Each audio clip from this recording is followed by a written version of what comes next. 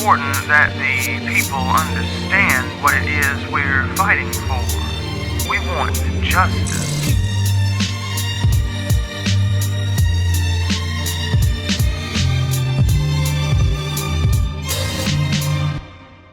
Et bienvenue dans ce merveilleux safari fiscal. On espère sincèrement qu'à défaut de vous enrichir financièrement, vous vous enrichirez intellectuellement.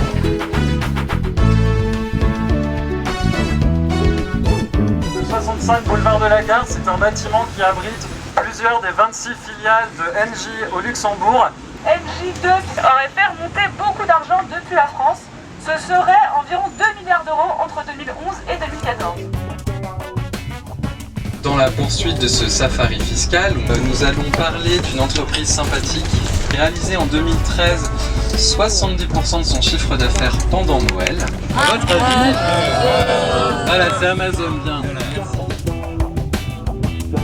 Vous ne souhaitez pas que vos impôts partent dans les caisses d'un état-providence contre lesquels vous pestez tous les matins en écoutant la radio en vous rasant? L'entreprise dont on va parler va se trouver au centre d'un dispositif bien chouette qui permet à chacun d'avoir des solutions sur mesure.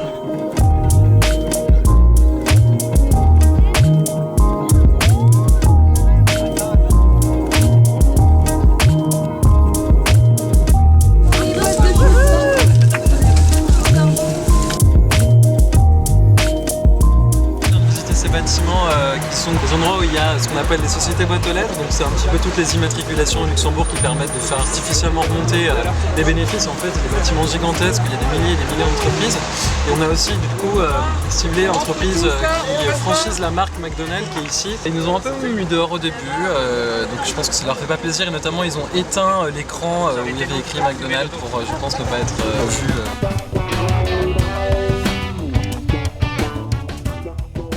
On va visiter le sein du sein, le nectar des entreprises, celle par qui tout a commencé.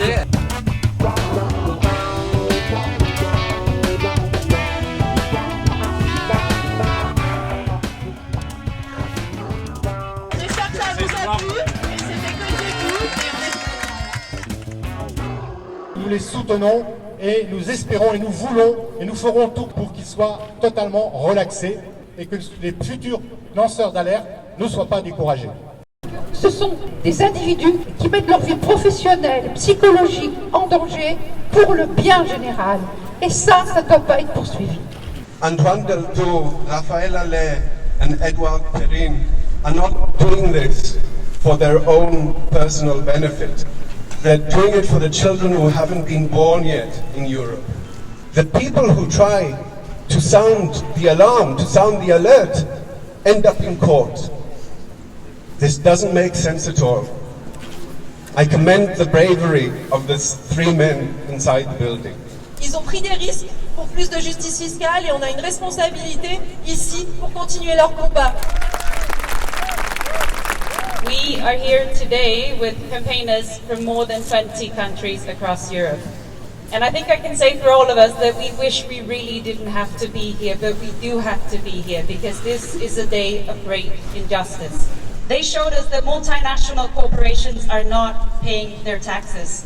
This information should not have been secret in the first place. It damaged all of us. Certes, un procès est nécessaire parce qu'un crime a été commis, mais les coupables, c'est les sociétés d'audit qui organisent la fraude fiscale, ce sont la commission qui permet la fraude fiscale au nom de la liberté de circulation des capitaux.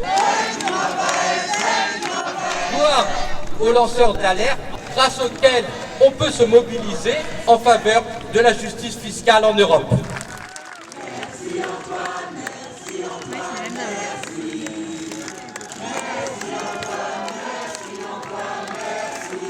L'alerte éthique et le courage de dire la vérité chez celui qui parle et prend le risque de la dire, en dépit de tout, la vérité qu'il pense. Mais c'est aussi le courage de l'interlocuteur qui accepte de recevoir comme vrai la vérité blessante qu'il entend. Les journalistes qui font leur travail, comme Édouard Perrin, se font attaquer justement pour faire leur travail. C'est ce qui est scandaleux dans ce jugement.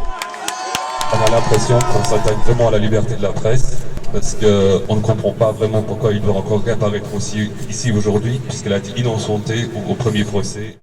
J'espère surtout, au terme de ce procès, on aura moins de raisons d'être écœurés que nous ne le sommes aujourd'hui.